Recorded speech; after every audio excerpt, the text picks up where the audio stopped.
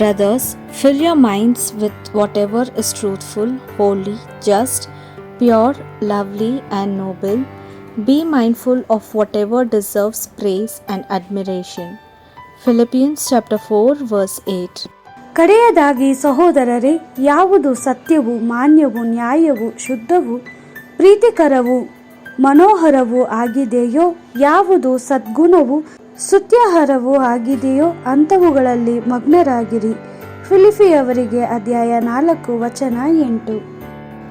சகோதர சகோதரிகளே, உண்மையானவை எவையோ, கண்ணியமானவை எவையோ, நேர்மையானவை எவையோ, தூய்மையானவை எவையோ, விரும்பத்தக்கவை எவையோ, பாராட்டுக்குரியவை எவையோ, நற்பண்புக்குரியவை எவையோ, போற்றுதற்குரியவை எவையோ, அவற்றையே மனதில் இருத்துங்கள்.